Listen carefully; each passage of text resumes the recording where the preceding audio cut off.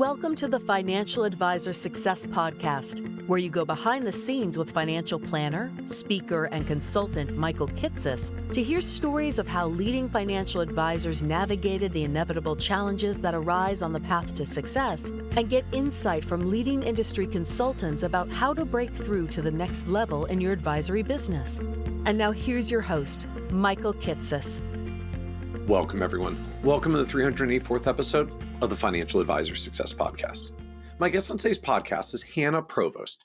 Hannah is a partner and financial advisor with Lomanto Provost Financial Advisors, a hybrid advisory firm based in Plattsburgh, New York, that oversees approximately $150 million in assets under management for about 380 client households.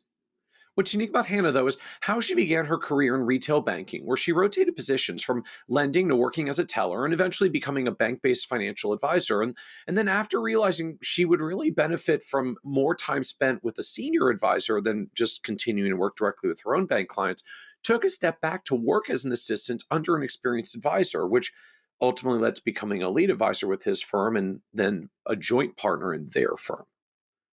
In this episode, we talk in depth about how Hannah embarked on this career journey while also building a family, including how Hannah balanced work and family and the educational needs of building credentials needed to effectively serve clients, largely by reminding herself that the demanding workload was at least just a temporary stop on the way to the long-term rewards. How Hannah found that the path towards attaining her CFP certification was able to serve as a North Star while navigating her career path through the industry, and how Hannah was able to jumpstart the process to becoming a lead advisor by finding an opportunity where she could sit in on client meetings from day one and be treated as a peer by her mentor. We also talk about how Hannah and her partner have leveraged referrals and visibility in their small town community to drive client growth, how Hannah uses email and calendar automations to more efficiently manage their growing client base while still maintaining a personalized touch using email merge fields in MailChimp, and how Hannah has structured her week to treat Wednesdays as flex days that give her the opportunity to spend time with family or go for a hike or get some catch-up work done, and how she holds that space for herself despite averaging 20 client meetings per week between her and her partner. And be certain to listen to the end, where Hannah discusses the importance for those getting into the financial advice business, not just to avoid red flags, but to find green flags or people who will see and support your human value from day one as a new advisor. How Hannah's reflections on how her experiences with mentorship and rotational work early on were the key to leveling up her skills and presence and kickstarting her advisor career. And how Hannah has found that the investments she made in herself early in her career, including 5 a.m. wake-ups to study for the CFP exam, have ultimately paid off today in the form of a successful practice and strong work-life balance. And so with that introduction, I hope you enjoyed this episode of the Financial Advisor Success Podcast with Hannah Provost. Welcome, Hannah Provost, to the Financial Advisor Success Podcast. Thanks so much for having me, Michael. I really appreciate you joining us today and looking forward to this conversation around, as I think of it, just the different ways that we can come into the financial planning profession and eventually build to that point where we become a partner in a firm, or our name is on the proverbial or actual door. And I feel like the industry has been in this shift over the past 10 to 15 years, driven, I think, in part from CFP board really trying to promote financial planning in colleges and kind of seeding like hundreds of undergraduate financial planning programs where more and more young people are coming into the profession directly out of school. And I think that's wonderful and awesome. But now I've started to hear this sort of alternative challenge cropping up of people saying, well, I'm kind of interested in the financial planning world. It seems neat, but I didn't go to college for this originally. Like, am I behind the ball? Is it too late? Or like I can't get a financial planning job until I have experience. I can't get experience until I get a job. So I'm stuck in this like never ending loop where I can't get the job without getting the job that I need to get the job. And raise this question about, well, how else can we get experience into the industry? And I know you've lived a version of this path, and like, how do you come into the financial planning profession if you're not coming like straight out of a undergraduate degree in financial planning?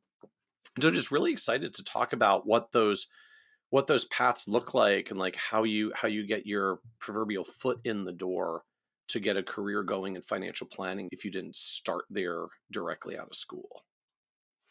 And I think there's really a myriad of paths. And so like we'll talk about mine today, but I hope that the takeaway message is that there's not a wrong way necessarily to do it. It's just a matter of finding what's going to work best for you and your family and your lifestyle and what you're trying to build.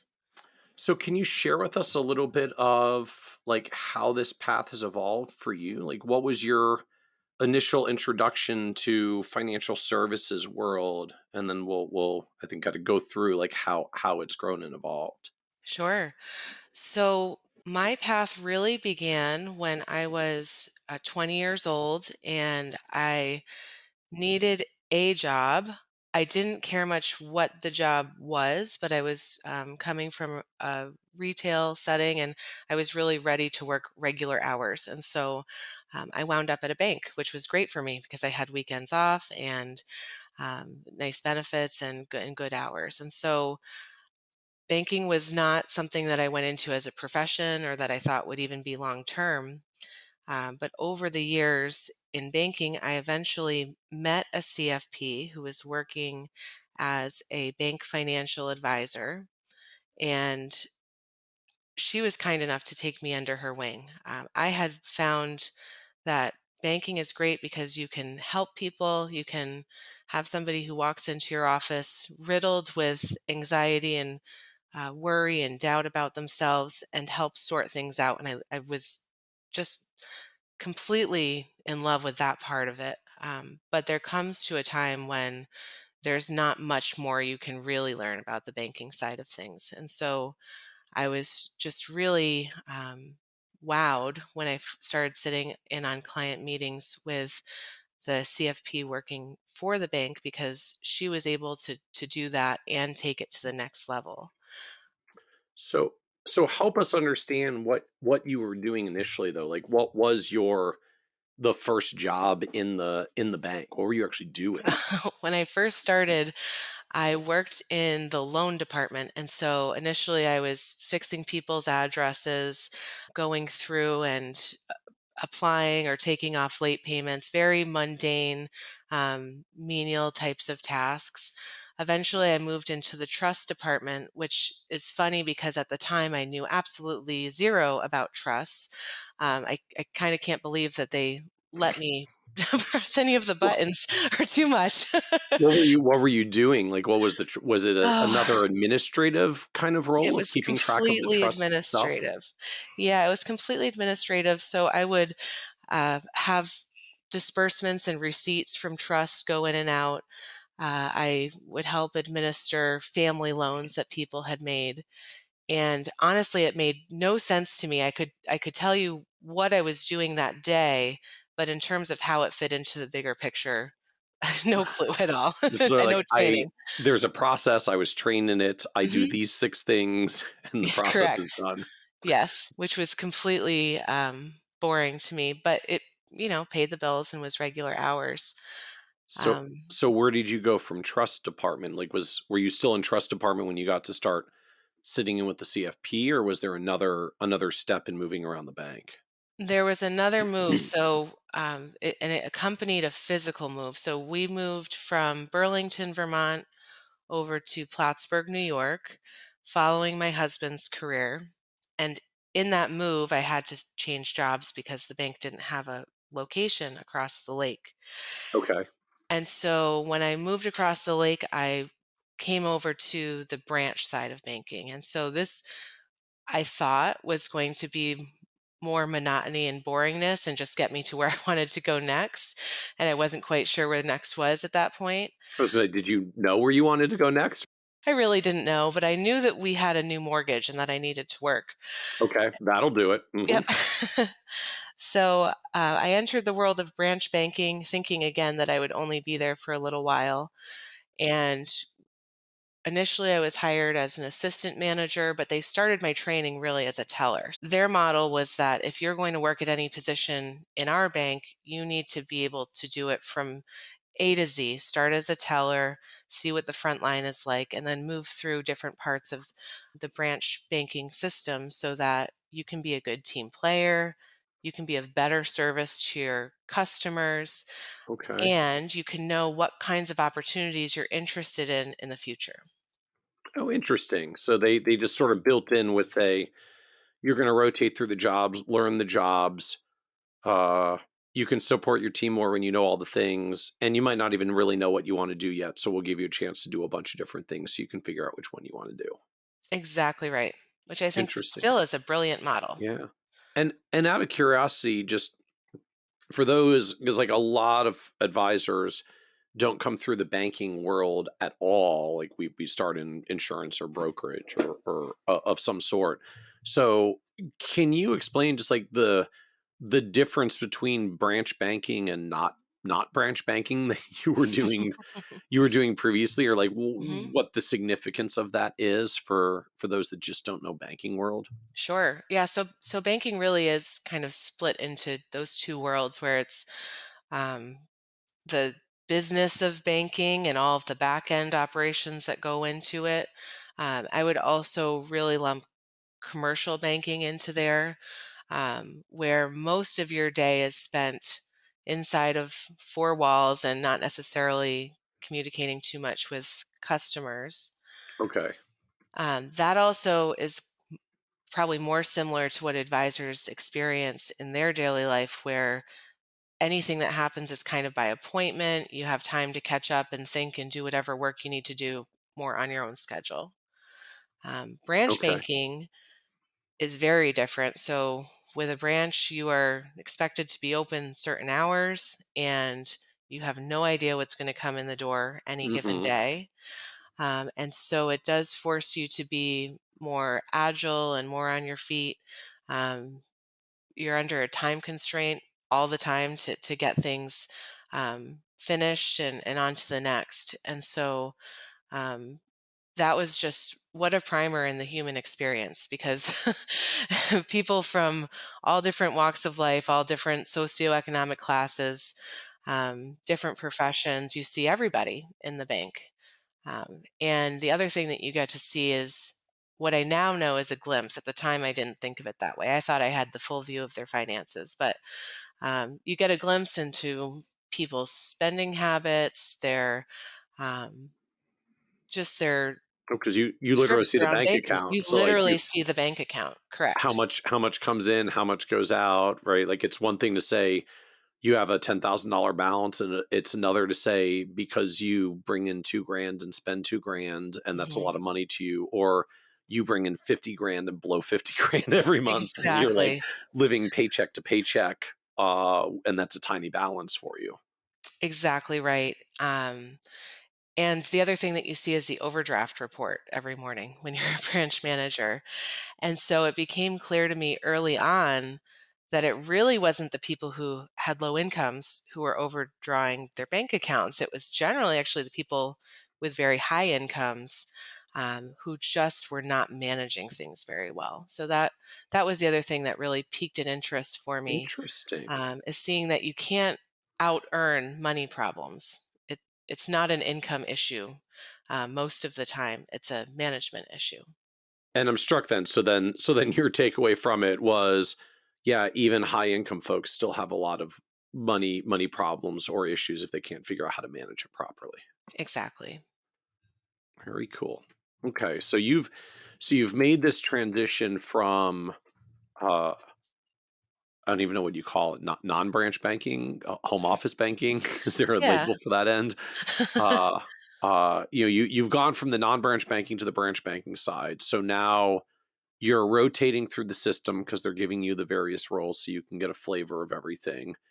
You're living the like everything's reactive because you just have to deal with whoever walks in the branch and whatever is going on. So so what kinds of roles did you go through in the branch banking end that I guess I'm kind of curious either Mhm. that you liked or that you really didn't like? What did you rotate Sure. through and what were your takeaways? Oh, geez. So a lot of it was repetition from my previous life where we would go through and work with the electronic funds transfer department or with the loan department, this and that. And I had really seen that side of it before. I knew that it was not engaging in the long run to me. We also went through the lending side. So I was able to see up close and personal. How does a home equity line work? How does a mortgage work? How do we do auto lending and things like that?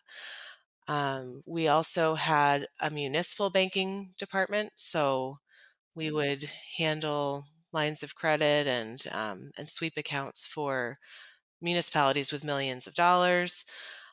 We really had a little bit of everything, and I had this growing anxiety a little bit as we went through because I was good at a lot of things there, but they weren't interesting to me. There was a mismatch there.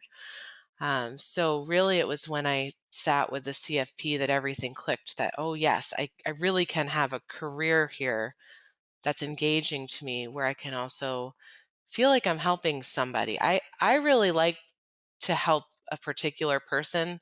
It's wonderful to have society impact, but there's really nothing like sitting with somebody whom you've helped. So that was the other thing that was just really exciting to me about this career path in particular.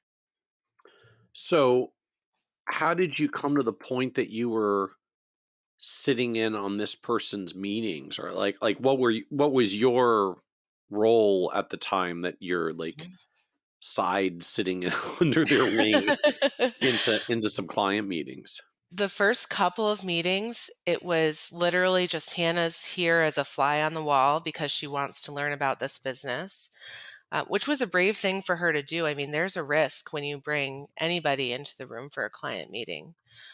So I sat in the meeting really with nothing to offer, but just listening. And then over time, it evolved into me finding opportunities in working with the branch clients where they could have some benefit from meeting with the CFP. And so then it would be um, more of a joint meeting. The client at least knew why I was there because I had been their first point of contact. And then over time, I started sitting for exams and eventually started being able to actually participate and be an advisor of sorts in the meetings. So, what's the, I guess, like the regulatory structure for this? I mean, are you doing this as a bank employee? Was the bank like also affiliated to a brokerage firm or an RIA where you're getting those licenses? Like, how Right. did that end up at work? So yes, the bank also is affiliated with the broker dealer, and so at first it was more like almost on the invitation of the client that I was sitting there. But then over time, I did get my FINRA licenses, and so I was kind of a dual employee. For a long time, I literally had two business cards on my desk, one for any work I was doing on behalf of the bank, and the other for any of my securities work. Well, you're gonna have two hats. You can have two business cards. Sure, Like, two cell sure. phones for a while. Sure, why not? So, what was I guess, like, what was the position you were moving into? Like, just like, did the bank have a bank financial advisor position or They some did. other role that like the CFP was in and just sort of doing CFP things in? They did. So there were a couple of different positions at that company. The person I had worked with, her only focus was as an advisor, and she um, got paid out on a grid, just as you would expect. I was in a different role where I was also a bank employee, and so I had a salary that came from the bank, and any revenue that I got from the securities business was paid more as a bonus. Okay. And what kind of, I guess, like planning or investment securities business were you doing? Were you even able to Oh do at goodness, it this was point? very limited, very, very limited. Um, I was using asset allocation mutual funds and fixed annuities, and that was pretty much it. There was a very low limit on what type of client I could bring in. Essentially, if it was too much money, I was to pass it off to a real professional because Oh, I was new to it. so the limit was just in an advisor world where a Mhm. lot of us have have or implement minimums. Like you didn't have a minimum, you had a maximum. Correct.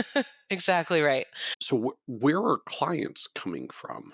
hmm So clients were mostly bank referrals, essentially as tellers or what we called people on the platform. So kind of the more of the assistant manager and manager people in the branches would be meeting with bank customers. They would say, "Hey, and by the way, you should meet with Hannah." This was during the era of ultra low interest rates. And so often it would be people who were complaining about the rate on their bank accounts. And Okay. the easy solution was go see Hannah. It was tough because I definitely didn't feel confident in what I was doing. I knew that the tools that I had available were pretty limited. And it just as a new person, it's hard to know, are you doing the right thing? Is it meeting the need that we're trying to solve for? So I'm just trying to think about this in context. So we're in a bank paying very, very low deposit rates as everybody was in the middle of like the trough hmm of interest rates. So, bank customer starts grumbling about how low the yields are. An assistant manager may say, like, well, you should go talk to Hannah.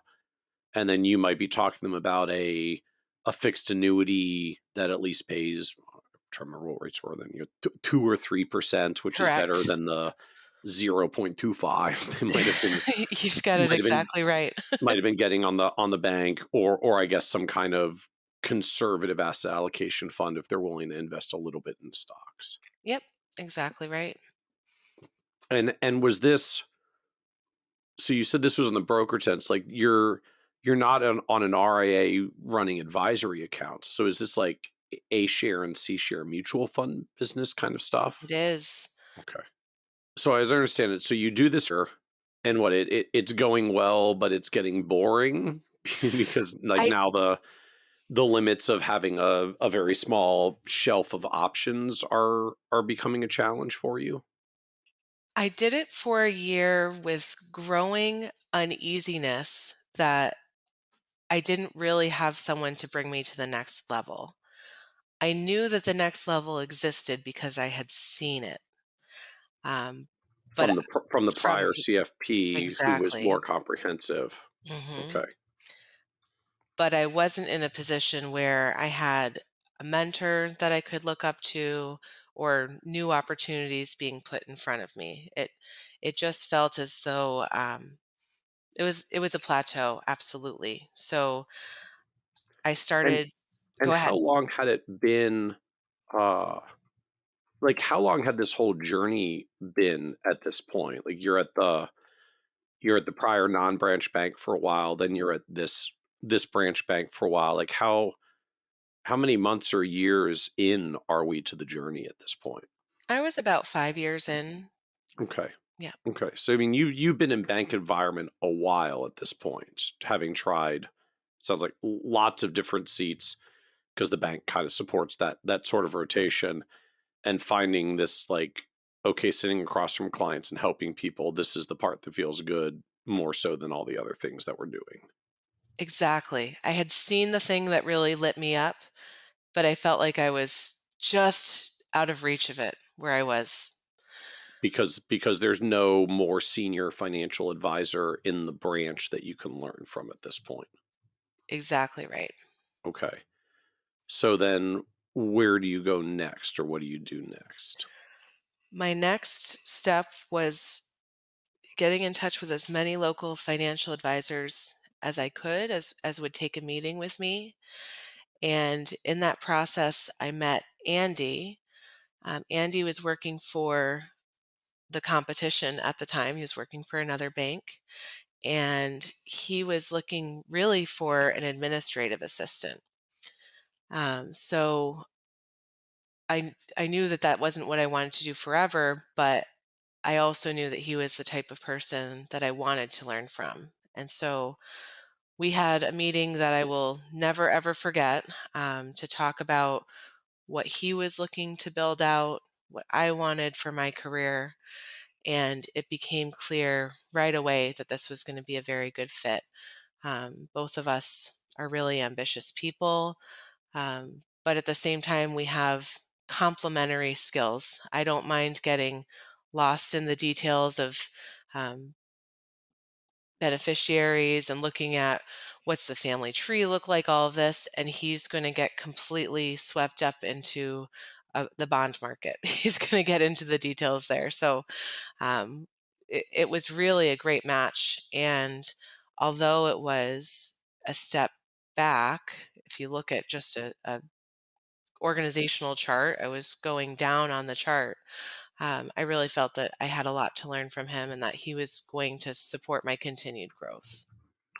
So I'm fascinated by this. So first, just uh, you said like you were reaching out to lots of advisors, and then ultimately found Andy. So what was the outreach? And just like how literally like do the outreach, just try to start some of these conversations kind of on the side while you're still currently at the Hmm. current bank. Yeah. We are in a wonderful business community where we have lots of opportunities to do that. We get to meet a lot of people, and I would say we're a pretty tight knit group. So I was comfortable with a number of different places saying to them, "Hey, like, what kind of opportunities do you have at your firm?" Um, and I was even Because you knew them because they were I knew already them like well customers of enough. the bank.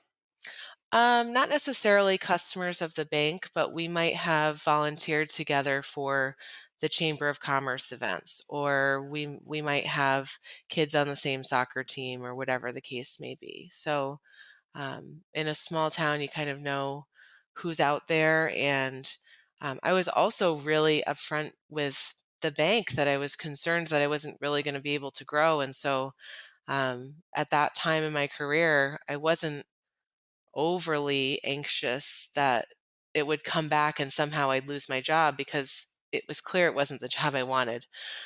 So if that happened, I guess I was okay with the outcome. Yeah, like worst case scenarios, you require me to no longer do the job that I'm not actually really enjoying and don't want to Exactly. keep doing. It's an acceptable risk. So, so I like I don't know if you know offhand, like what is like Plattsburgh population? Like just how big is Plattsburgh? So the city itself has just about 20,000 people, but we are in an area where this is the metropolis for closer to like 100,000 people. So the Okay. yeah, the area is very wide spread out. It's a very big geography to have Okay. concentrated in this city center. Okay. But the core of that city center, like 20,000, 20,000 person populations, like you're in a pretty small town environment for a lot of people know a lot of people because they are just in town and in the Sure, business community. Okay. absolutely. Okay. So your exploration of this was kind of a personal network that had just evolved over the years, and not so worried that if it doesn't work out at the bank because you've already told them you're not happy, and it's not a big deal to get fired from a job you don't enjoy. Exactly right. Okay. So so then as you started talking to advisors, like how did you know Andy was the one, the like the right fit to take this potential leap with? There are there were two big indicators for me. The first was that when I told him that I wanted to be an advisor, he did not blink. He didn't say, "Well, then why are you applying for an admin job?" He didn't say, "Oh, yeah, well, maybe someday." He didn't brush me off at all. So that's the one thing, is he was excited about that prospect. The other was that he was quick to admit areas that he either didn't enjoy or wasn't good at, and gave me an opportunity to be the expert in those areas quickly. So, as an example, when I met Andy, his CRM was completely in his head, because he was a solo operator, and that that was okay for a time. Um, It works when you're solo, or at mhm. least can. It gets very problematic the minute there's a second person who doesn't know Exactly. what's in your head. Mhm. Exactly right. So he tasked me with becoming an expert in red tail and creating systems for him. So he really relied on me as a partner almost from day one. I never really felt like an employee of his. And he made that clear right in our interview that that was the way it would be. And that was just so markedly different from anyone else that I had spoken with. For everyone else, it was like, oh, well, I know you want to be an advisor, but it takes a long time to get there, almost as though they were trying to discourage me. Um, Or at least really ratchet down your expectations. correct. Um, and it seemed like they felt as though it would be a one-way street, that, they were the advisor and they knew everything. And so they would be teaching me. Whereas Andy made sure that there was a place for both of us to add value. Well, I'm struck by that, I mean, from your end, well, I'm kind of okay if it's a one-way street where I just learn a lot from you because I'm literally here to get a financial advisor job to learn a lot Sure. from you. Hmm. Uh, like I'm struck that part of what seems to have made it work well was that Andy had some clarity about how to actually get value from the relationship as Right opposed away. to Mhm. just the fact that you were going to get to learn a lot of things. Yeah, I think that it set the stage for us to both really be committed to building something together from day one. He, from the moment that I started, the first meeting that we had was maybe an hour into my first day with a client, and he introduced me as his partner. I mean, you don't get that everywhere. I think that in a lot of places, people expect you to kind of pay your dues and, be quiet until you have something to say. But with all credit to Andy, he really was able to engage that part of me from day one, where you think about who's going to eventually make a successful advisor. It's probably somebody who wants to feel acknowledged and successful and smart all along, right? It's not something that shows up 5 years into your career. And so to treat someone that way from the get go just made a huge difference. And that's, I think, why we're still working together today. So can I ask you? You said ultimately this was kind of a step back, but I was willing to do it because I felt like I had a lot to learn from him. So I'm curious, like how much of a step back was this? I mean, was it like an outright salary step back, as well as sort of the implied title, one step back for two steps forward? It was both. So, in terms of salary, this was 10 years ago. I remember that it was a $5,000 pay cut, but it was $5,000 when I was only making like 45,000. So definitely a salary cutback. But I was also an officer of my old bank. I mean, um, I had a title that was much sought after, and I went to assistant. So it, it did take some consideration on my part. Is this really going to be worth it? But at the end of the day, I just knew what I wanted to do. And when I looked at Andy and heard about how he relates with clients, um, kind of his philosophy behind advising, I knew this was where I wanted to be. So you get yourself in the room with the right people and good things will happen. And that was kind of the philosophy of taking this leap. You get yourself in the room, was in the right room with good Hmm. people, and good stuff Hmm. happens. Yep, that was it. As opposed to the wrong room for me at the time. Like, it doesn't matter what the title or the salary is. If it's not the right place, then what are we doing? It's not the right place to be.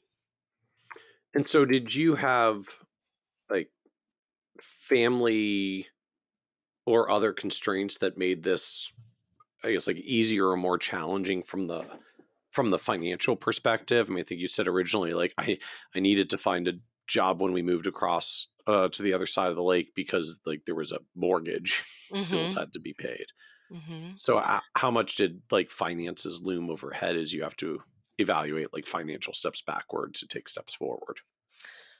We absolutely had to be more careful with our money, and I remember very distinctly that I had been saving in the 401k at my old job, and I thought, well, I won't even be eligible for the 401k at my new job for a year, so I guess that will help with the salary cut. I mean, it wasn't as though we were now struggling to put food on the table by any means, but it did just mean that we had to be a lot more careful with where our discretionary dollars went.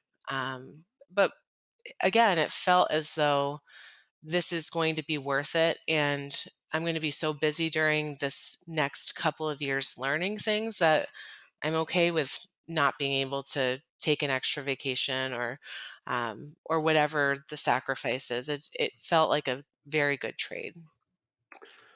So then tell us a little bit more about what this administrative assistant role looked like. Like what did you do? What job had you taken? hmm Well, what it was probably originally intended to look like and what it actually looked like are probably two different things. Um, because Andy knew that I wanted to learn his job for the first 6 months, I sat in every single client meeting that he had so that I'd be able to observe everything that he was doing. And then after the meeting, I would take anything that I knew how to do off his plate so that he could prepare for the next meeting. And anything that I didn't know how to do, but we had even 5 minutes, I'd ask him to teach me.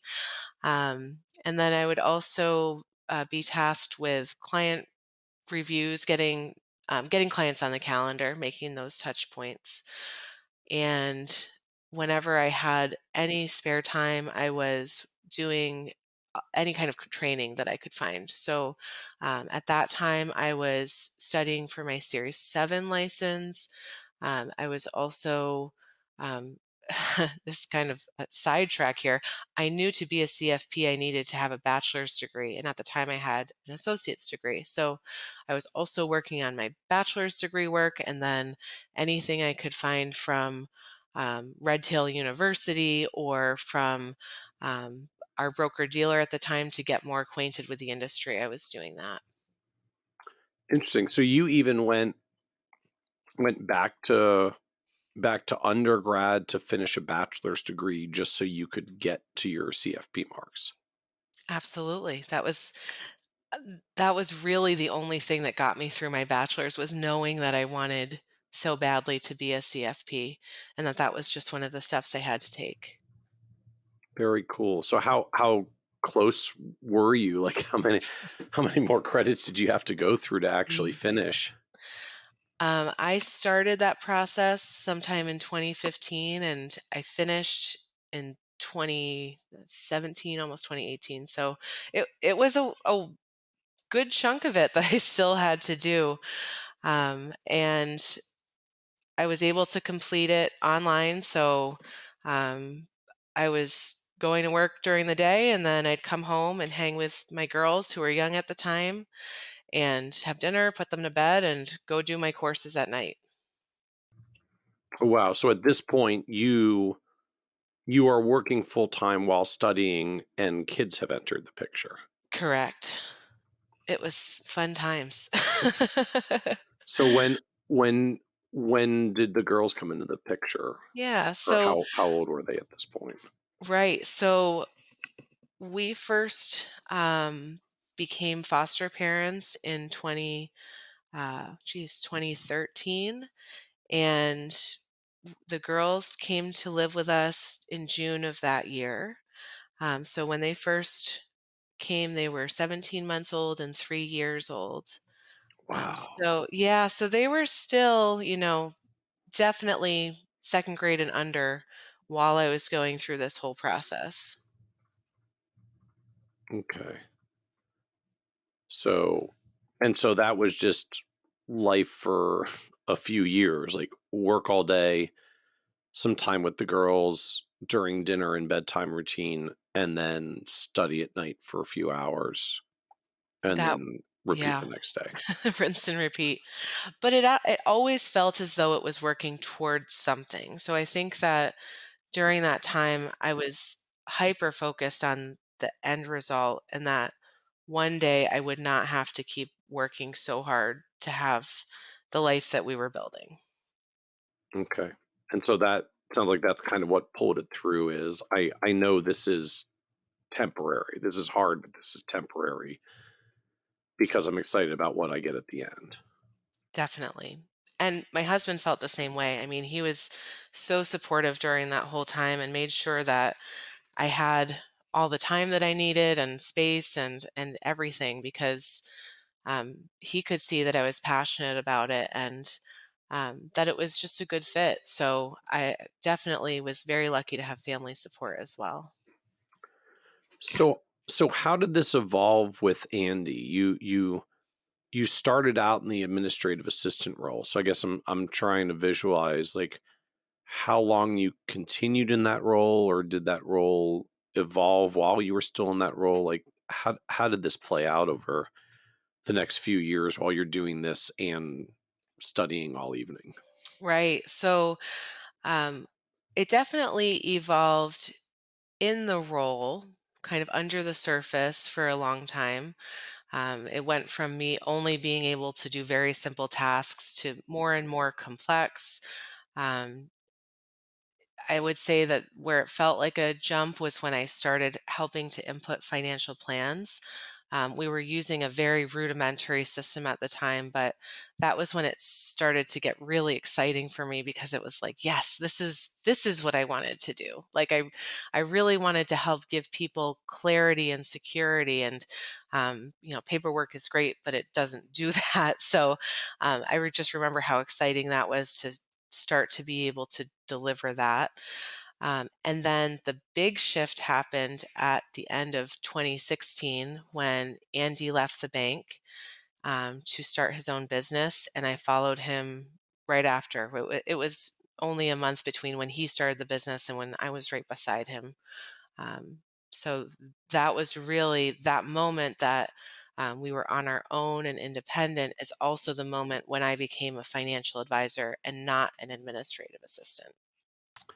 So so help us understand the shift. So I guess when did you first take the administrative assistant role? hmm Uh, so that was September of 2015.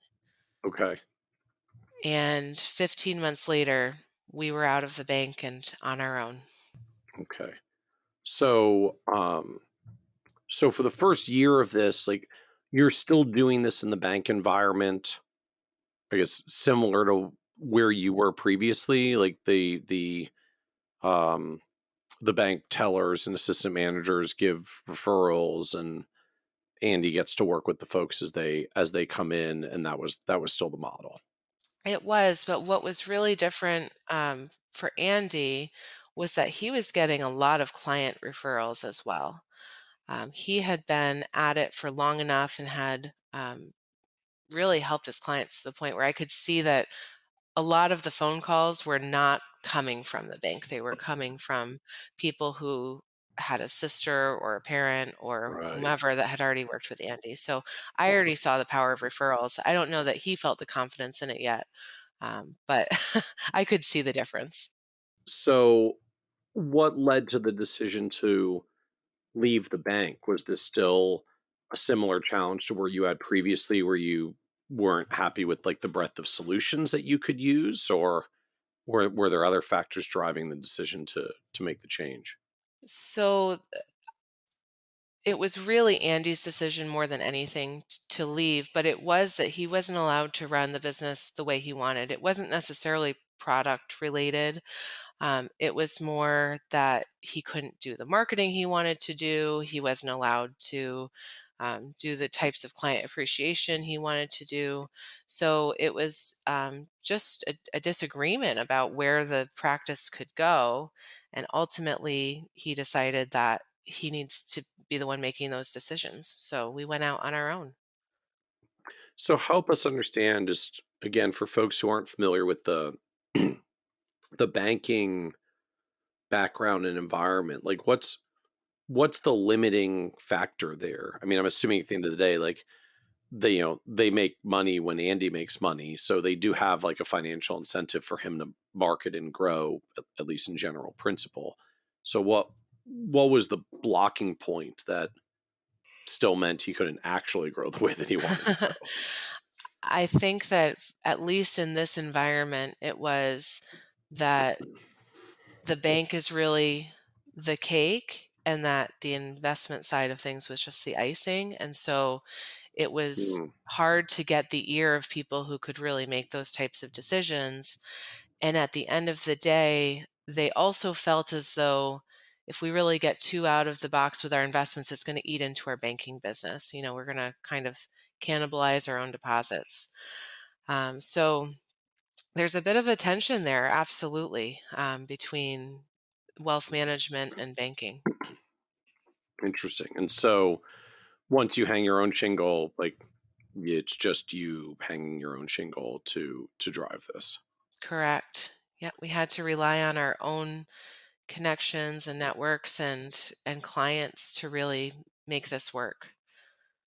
So as you looked at this transition, I guess I'm curious, like if you're working so closely with Andy, like, is there a reason you just weren't, out the door the day that he left? Like, what were you what were you doing for the 1 month in between if you were Andy's administrative assistant and Andy left? Right. So it was really a matter of just not knowing that I was ready to work for a small business and not a bank. Um, there was some sense of security in working for a bigger company, and um, I wanted to see what he was going to set up and what came next. I didn't know what it was going to look like. I remember at the time I had very little context for what wealth management looks like in general. And I really didn't know what it looked like when it was just one guy who had only worked for a bank before going out and hanging his own shingle. So um, we just had to have discussions about it, and it's tricky when you're both employees of the same company. So we were also just being careful of our employment agreements. Okay, but at its core, it's like you had some trepidation of like, I like Andy and what he's doing and the opportunity, but like, let's see how this actually works when he goes and hangs his own shingle before I take like the blind leap away from a known established bank that I have some confidence and credibility with. Exactly right. It was a big jump. So, so then I'm struck from the other end, like, so then it only took a couple of weeks and you decided to make the jump. So what changed or shifted so quickly that you were suddenly in the, oh yeah, I'm in camp? I think a lot of it was that I was still sitting in his office after he left, right? And um, I got to have these conversations with clients where they articulated how important he was to them, which I had thought under the surface, but it hammered it home to hear it from clients that, listen, this is my trusted advisor. I don't care about this bank. The bank does not help me. It's Andy that helps me. And I think that it just made a huge difference. And then, and just in further discussions, like he was really ready to have this be a real partnership where we both were able to um, be authentic and do what we think is right day in and day out. Having less decision makers in the room really lends itself to that.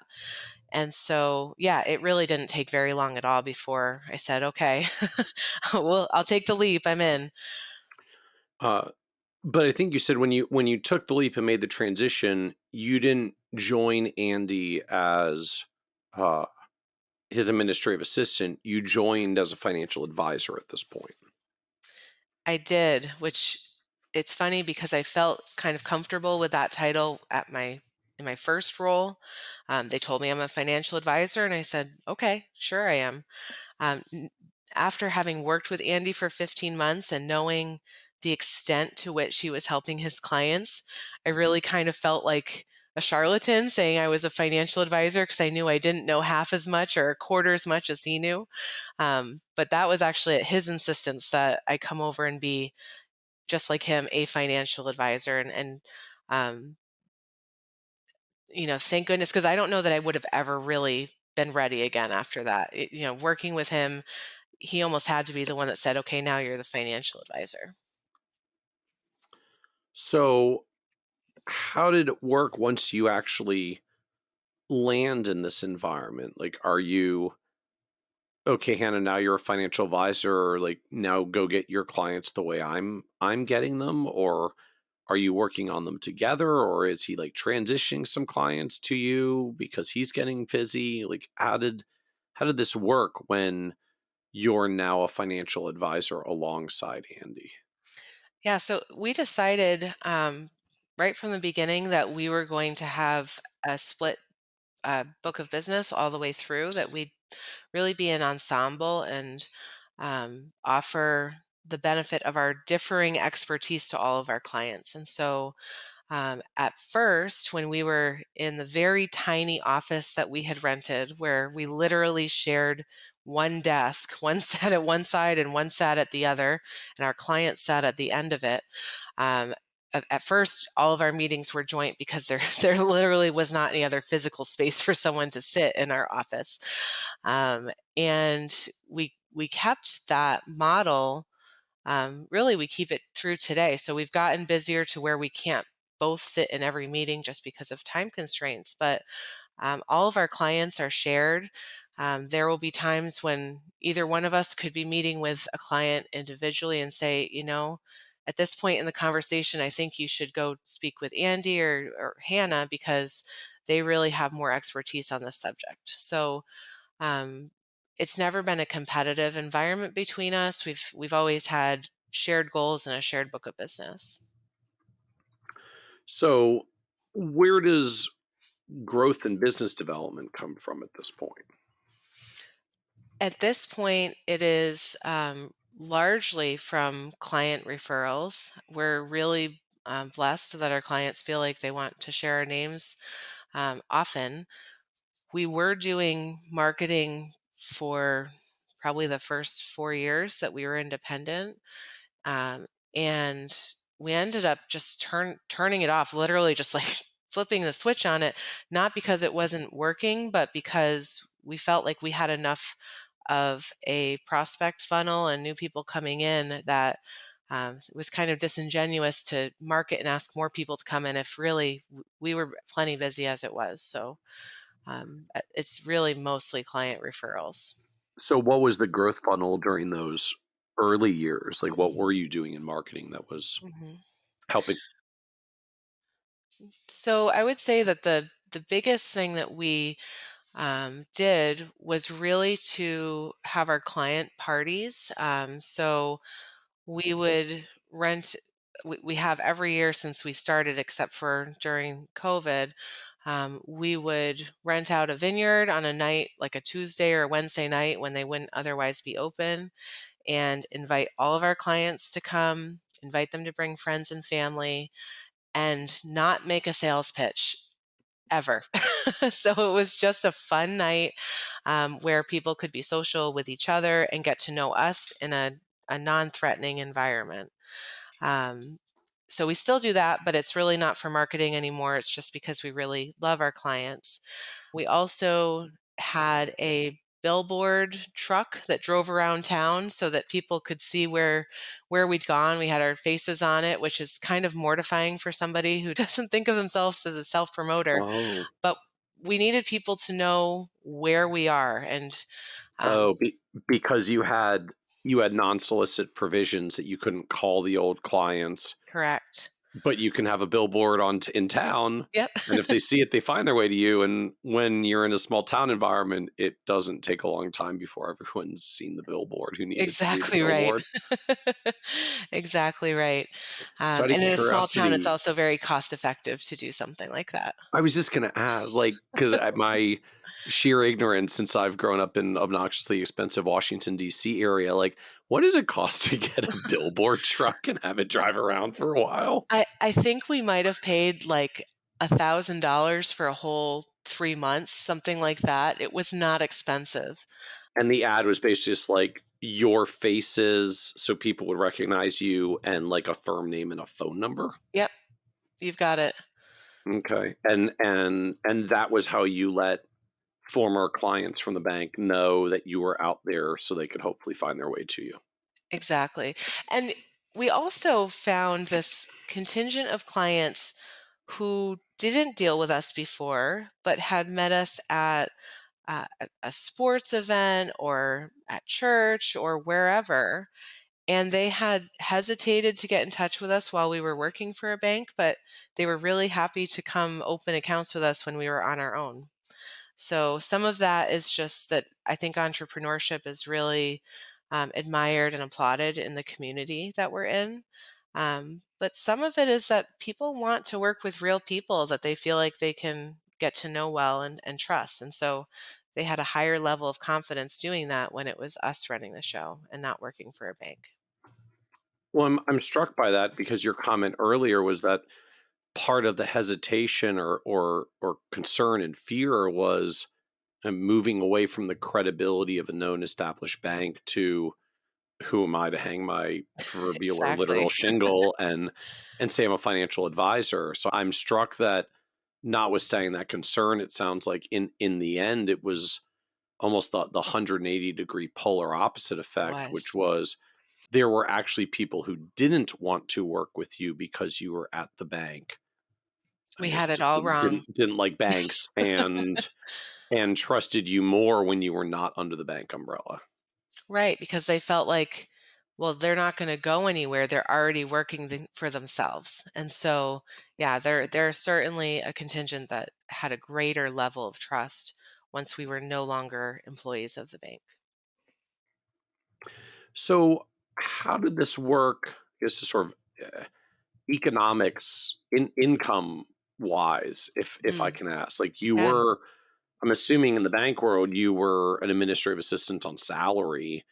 Now you're coming into the firm with Andy as a fellow financial advisor. So how did this work? So, that was part of what took a month for me to join him is that I was very concerned about that too. What we settled on was that for the first year, he kept paying me a salary. That was just where my comfort level was at the time. And he said, when you're ready to be off of salary, please let me know because I think it'll be better for you in the long run. You're good at this. We're good at doing this together. Like, I'm happy to pay you a salary, but I'll be happier for you when that goes away. And so I only stayed on a salary for the very first year that we were in business. And then once that year had passed, I said, okay, I see it. I'm ready to go. And at that point, we worked a split code. And so he no longer paid me a salary. I got a percentage of our total production paid directly to me from the broker dealer and the RIA. And so that is how that worked. And again, going from salary to commission, that was a little bit of a step back for a short period of time, but I felt as though it was building up to something, and I had more ability to influence what happened next. I had more skin in the game, and it was a great move for me. So how did you figure out what the split is in the split rep code? hmm so honestly, a lot of it was guesswork at first. We settled with a percentage that seemed fair considering his years of experience versus my years of experience, and what he was able to bring in on an ongoing basis versus me, who was just starting out. From that number, we had a schedule where every year I would get an increased share just by time passing and essentially kind of like sweat equity. So that arrangement worked for a long time. We operated like that for 4 or 5 years, but then eventually that was no longer logical. We had kind of reached this place where it didn't make sense, and I bought out the remaining percentage from him that would bring us to 50%, and that's where we sit today. So what changed that it didn't make sense after a while? So, I would say that it stopped making sense when we were looking at, um, being a succession plan and buying other books of business. And we were really on an even playing field in terms of who was going to bring in the expertise, who was going to implement it, um, who had skin in the game really for these purchases, but we weren't on an even playing field with how the business was split up to that point. That's when it became like, no, I just need to buy the remainder from you. We can't keep this schedule anymore. But that's what we did. And he was, very gracious to just say, yeah, that's what makes the most sense. I mean, he certainly could have um, held on to that majority stake, but we were moving forward together. And so eventually that kind of had to be resolved. And I think we probably knew from the beginning that there would come that day. But I think that one of our strengths is really being able to look at what's a fair solution for now, what's a reasonable expectation for the future. And then let's be open to adjusting that as time goes on because we know that things change. So if I'm understanding, there's this dynamic of, okay, there's an established book of business. It was more Andy's historically, but Mhm. you're serving it increasingly on a joint basis. So there's a payout that leans Andy's direction, but as you're carrying more of the load, it was incrementally rising each year. Mhm. But when you're looking at buying a new practice going forward, like you're entering that evenly Right.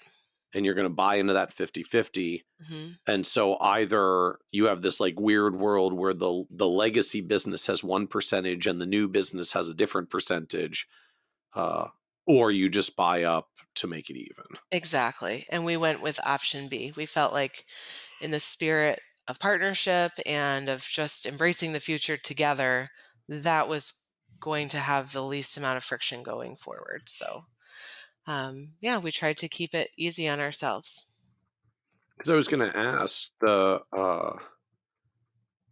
there has to be some tension that crops up in your mind or from your end of like, well, we are getting to 50-50 if I stay on the path that I'm on that doesn't cost me extra money to buy up to make it 50-50 now, paying money for it when I haven't historically is like that's a mental mindset shift unto itself. So I guess I'm just curious to hear more of like what that mindset shift was like to get to the point of, all right, I haven't had to put some money on the table before. In fact, I wanted a salary for the first year because I didn't like that level of risk Right. to now getting to the point of, oh wait, I have to write a check. Yeah. I think that for me, over that time, I had really just gotten so much confidence in what we were doing and that it it really is special. I mean, I had been to lots of conferences. I had spoken with um, lots of people who had worked with other financial advisors, and what it comes down to is that like Andy and I are just really committed to doing this and doing it well and growing it. So I think that the shift is really in how well we knew each other at that point, and I didn't want to think anymore about how much of it will I own then. Like that just seemed um it seemed to be a barrier more than it was, a gift that every year it increases a little bit. So I was just ready to be all in. So can I ask, like, how do you value that? Mhm. Like, did you literally have to go get a valuation? Did you like rule of thumb it and say that's good enough? Like, how do you value this to try to get Yeah. to a 50-50? So right from the beginning of us working as partners, we've done a biannual valuation of the business. It is nothing complicated or surgical. It's literally just two times fees and trails and one times everything else, minus any debt that's out there. And although we Okay. know that it's probably not as precise as a valuation can be, it's simple enough that I can do it in 15 minutes and we can Right. be consistent with it. And that's always been important to us so that our spouses have it. If something happens to one or the other of us, we are each other's first buy sell. So we didn't want our spouses having to quibble about, no, I think the business is worth that when they really don't know. I mean, this isn't what they do. Right. So it's always been important to us to have that valuation and keep it transparent and consistent. And so when I did buy that other stake in the business, that's what we used. It's what we've been using all along. It just seemed like the logical thing to do. And was that at a size that you could, like, lump sum write a check, or did you have No, to, like, finance it? Do you have to go find a bank? Like, did, no. Andy let you pay it Andy over held the time? paper on it. Yeah, Andy's holding the paper on it. So then help us understand, like, the business and where it sits today. So today, the two of us work with just about 380 households. Um, the number is probably higher than it should be, but it does feel like a much lighter load because we do it together and we have the flexibility to either work meetings together, separate, tag team on a lot of things. And our AUM is just about 149 million, and that brings in just about $830,000 a year in revenue. Um, the team right now is the two of us plus a part-time assistant who gets paid an hourly wage, as and is working towards becoming an advisor, hopefully following that path that I did, if that's what he feels moved to do. And then we just had an advisor join us who is running her own standalone practice.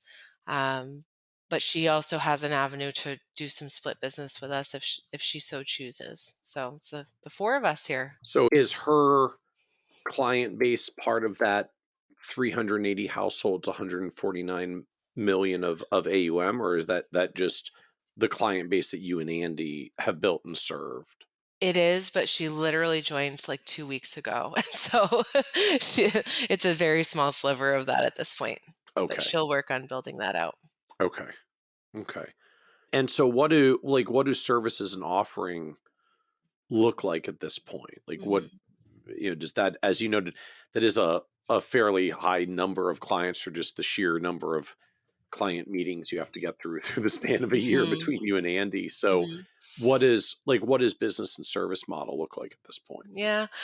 So up to this point, we have really tried to be tailored to what the client themselves need. We still have some of those legacy bank clients who were just managing their investments. We're not talking about um, any of the other things that go into a holistic financial plan because that's just not what they hired us for. They're not interested. They just want to know that the investments are taken care of, which is challenging. We don't like to really operate that way, honestly. Um, but those are legacy relationships. We have, I would say, the majority of our clients for whom we do full financial plans and also manage their assets. In that case, we're leveraging e-money as much as possible so that clients are inputting their own data when it's appropriate and they're able to, and keeping all those links active so that we have access to good data. And then we have a smaller subset of people who have hired us more on a retainer where they're just paying for advice and they manage the money themselves. I don't want to say it's all over the map because there is a cohesive way that we run things, but it is tailored to what a client needs and where they are in their lives. I mean, as you know, there's going to be people who want to meet with us 15 times a year because they're retiring or they're doing their estate planning or whatever the case may be, and we accommodate that. And then there are times when they just need the annual review, and it might be um, a 30-minute Zoom or a phone call or whatever the case may be. So we're at capacity doing it that way, but that it has been working for us to do it that way. And so the fact that you're feeling at capacity is also part of why you added the additional advisor then to expand capacity. Absolutely. Yeah, we felt as though we're close to or at the limits of our time. And so the next step to really make an impact for the community and provide access to the advice is that we can provide a business structure for people to come in as advisors and be able to deliver services that way. And then what does fee model look like for you guys? 'Cause I think, Mhm. like you've got investment only, sort of the legacy bank clients, you've got like the full service planning and investment clients, you've got some standalone retainer clients. Like Mhm. how are you setting fee schedules across all Mm, these different segments? right. So we have stayed consistent with any of the fee models that we already had built out. We have, I would say, over time, been able to even slightly decrease them in some cases, just because all of the expenses that go along with an advisory account have gone down over time. At least for us, they have. And when we bring on a new client, we start at 1% net to us for an advisory account and go down as the assets are higher. For a fee only client where they're just getting it, like retainer advice, we look at how much complexity they're going to present to us, and quote them something from there. So it's usually in the like $2,000 range. We don't charge a ton for them, in part because in this community, it feels like a lot of money when we're looking at like what's the national average for this service, and then what could our clients realistically afford. We're trying to strike a balance in the middle there, and it's just not a huge piece of our business at this point. It's a subset. So you had said you started at 1% net to you. So what, I guess, like what other costs are in the gross that have to pull that up that you get down to the net? Oh, Like, how does sure. that work in your world? Yeah, for us, there's another 18 basis points that covers the platform fee for the broker dealer and the custodian. And then our portfolios are usually, Dimensional and Vanguard and very cost effective managers. So there's fund fees on top of that might get it to 1.25 total after all Okay. that's done. Mhm. Okay. So for a lot of advisors, like we have our fee and the, ETFs or funds and such have their own underlying costs. Sounds like the additional layer for you is there's an investment platform fee from the broker dealer, and you've effectively passed that through to clients as well. So you can Correct. get to 1% net. Yep, So I'm curious just how you position that to clients. Like at the end of the day, do you charge them 1.18 we do. and then the portion goes up to the BD, or do they is so it's not like they get, you know, two fees, like a 1% fee and a No. 0.18 It fee. it's all wrapped into one fee, but when we're setting our pricing, we're like, "Okay, well, let's be at 1% net, and then the platform fees are on top of that." Yeah. Out of curiosity, do you explain it that way to clients? Because I got to imagine if your No. fee schedule starts at 1.18, just do people ask like, why not 1.16 or Why such a strange 1.19? Yeah, number? yeah. Like we're used Um to round numbers. When clients have asked, that's what we've said is that it's not just our fee, it's also the fee for the broker dealer and the custodian. And so that's how we get to that strange number. It's 1% to us. And what's funny is that I've always felt anxiety about, oh, we're charging too much or too little or whatever the case may be. And when we really get into that fee discussion with clients, the reaction is usually, that's it? That's all you're gonna charge me? So, um, that's something that we're constantly working on. What makes Okay. sense? Where's the fair price point in the middle? So notwithstanding all the industry debate around the proverbial 1% benchmark, at least in your community, that's not an average number. That's a low number, or at least your clients perceive that as a low number compared to whoever else they're talking to. Yeah, and I think that more than anything, it's once they've been working with us for a while and they understand the value that we're offering, they feel like it's low. So then guess I'm still just trying to visualize like maybe what a typical week looks like for you. Just how are you meeting your way through 380 client households for you and Andy, and just all the related support Mhm. stuff that crops up with That that as goes. well. Yeah. So, one thing that has really helped us get all this focus is using a calendar tool. It used to be when I started working as Andy's assistant that every client needs a phone call in order to set up a meeting. That would be the only way that it would happen. Now we look to see who's due for a review or who have we tagged as needing service in this particular month because of a life event or investment event, whatever the case may be. And we send them an email through MailChimp saying, please find a time that works for you on our calendar. That has cut out a lot of the back and forth and scheduling headaches. Um, We go ahead. Sorry, just curious, like, where did MailChimp come into the picture for this? I mean, like, I get it. Clients due for a review, so you can send them an email for a review. I feel like a lot of us would just like open an email and put in the client's address and Right.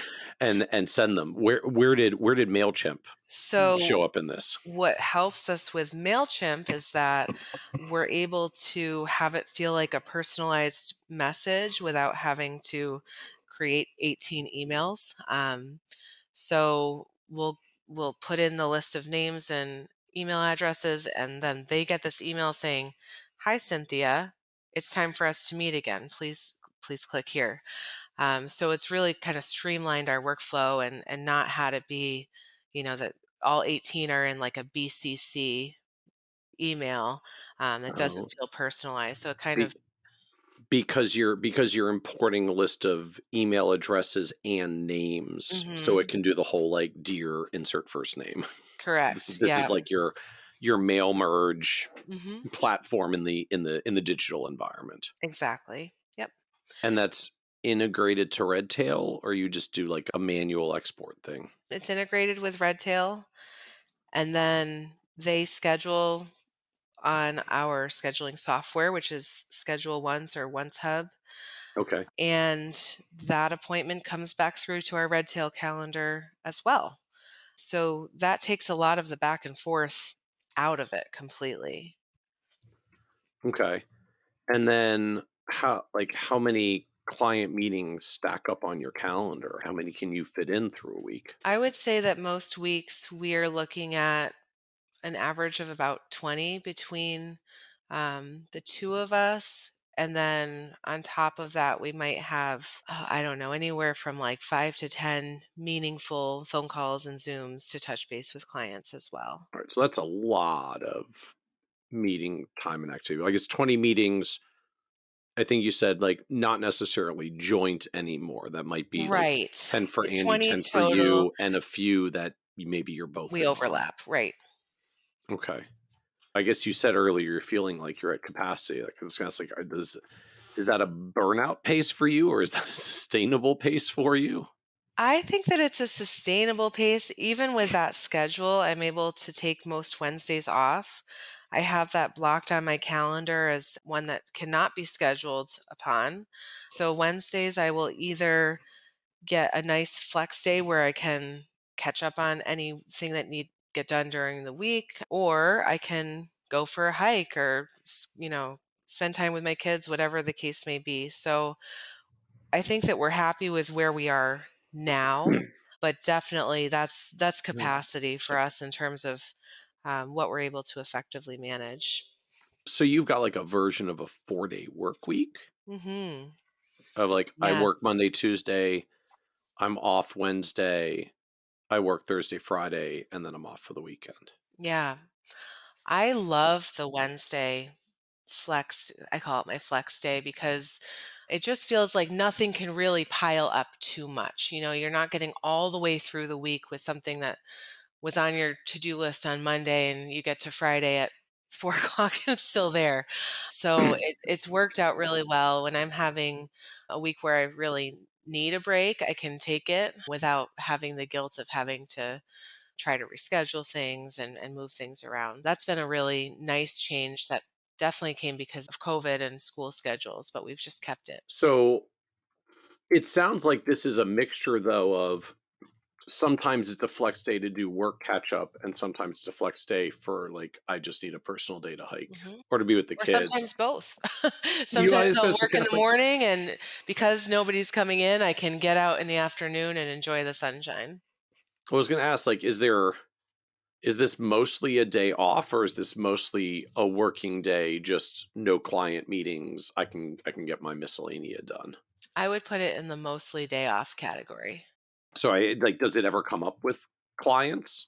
Or even I'm just envisioning small town, like clients see you like, aren't you supposed to be working? Why are you out on this hiking trail? Right. I it occasionally will come up, but I think that every time it has, it's been, "Oh, that's really great. I'm glad you do that for yourself." We haven't had anybody Aw. be upset about it. Yeah, it's really, really sweet. So we definitely had a little bit of trepidation about keeping that schedule after the kids were back in school full time. But it's worked out just fine. And I think that it leads to us being happier and more productive and ready for the rest of the week. So as you look back on this journey, just what's surprised you the most about this path of building an advisory business and this like assistant to partner journey? I think one of the things that surprises me is that this is not the typical path. To me, it seems really logical, right? That of course you would learn the business from the ground up and progress the way that the trades have.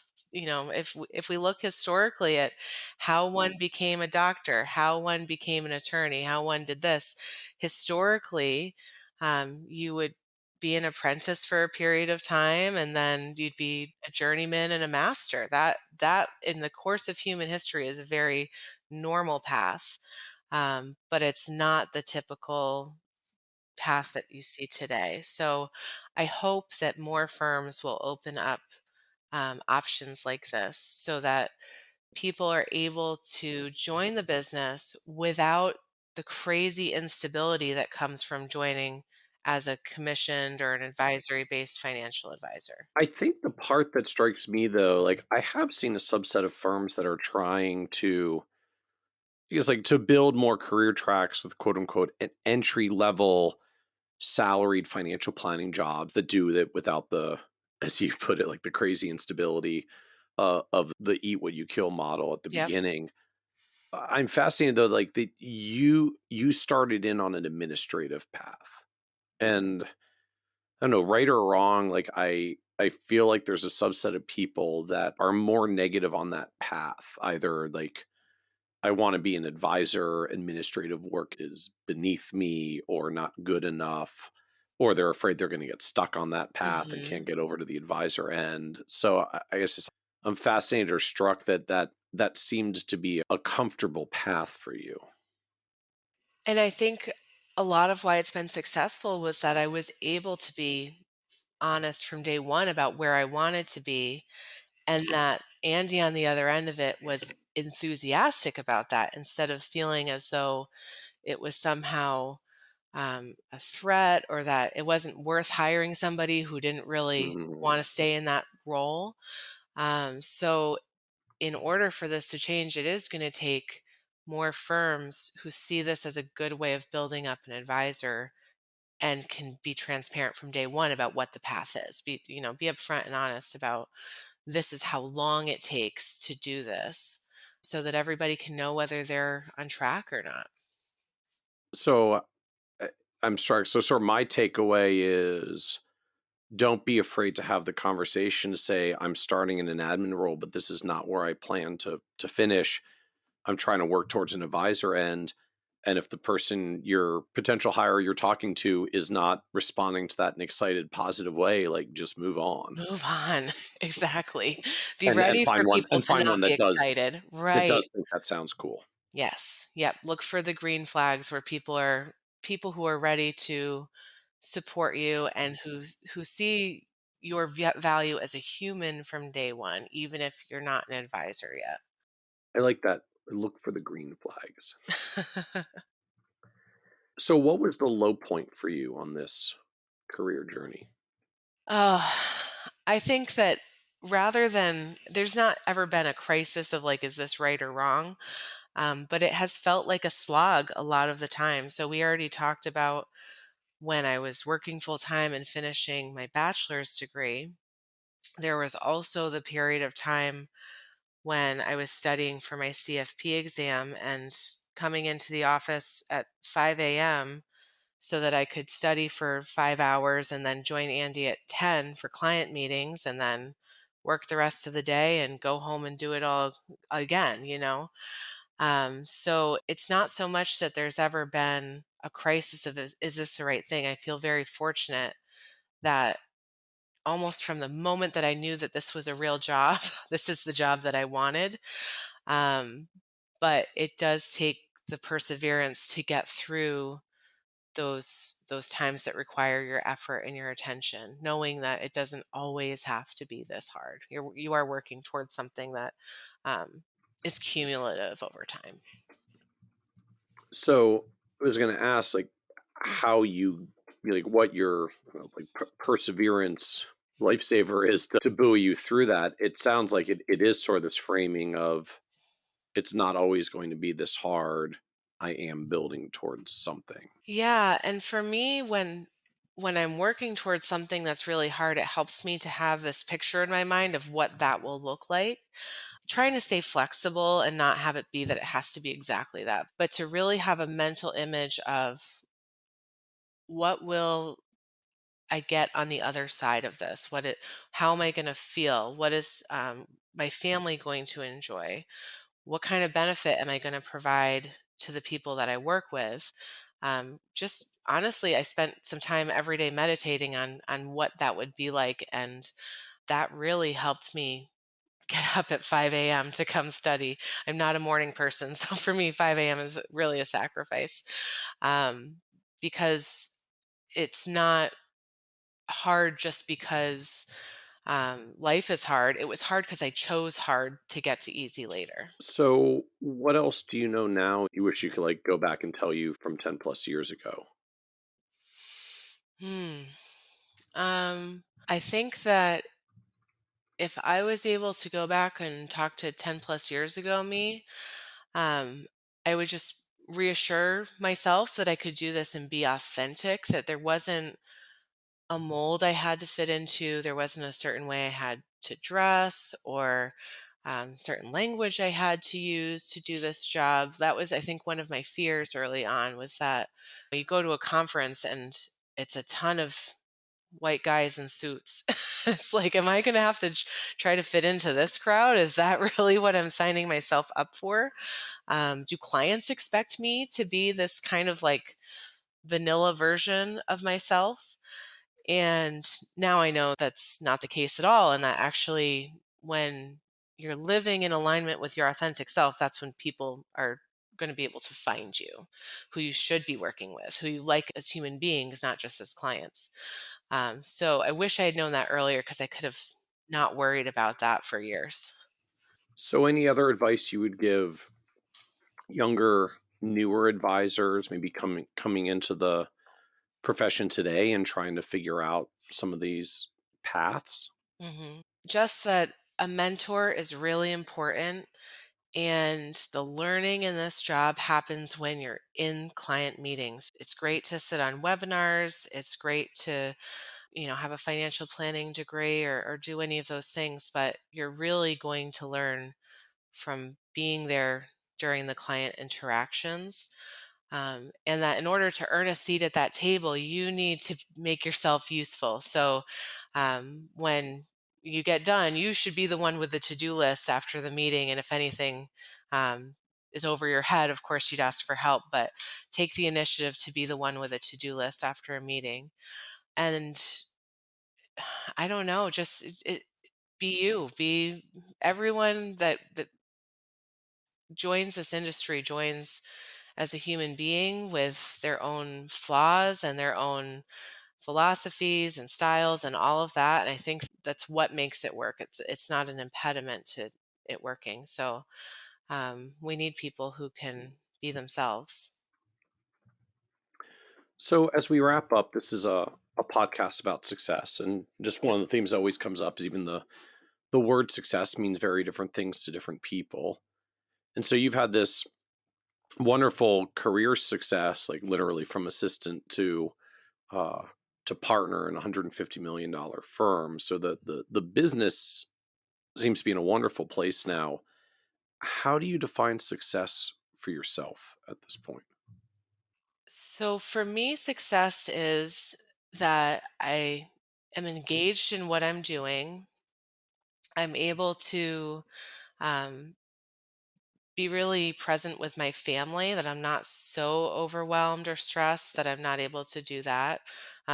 Finding that magical work-life balance, which I think is not it's not something that should be measured daily necessarily, but over time, and just continuing to grow as a professional and as a person. So looking forward to the future, it's definitely narrowing the number of people that I work with and having that list be people for whom I'm uniquely qualified to work, not necessarily because they're asset level or anything like that, just because I'm the right person at the right time for them, and vice versa.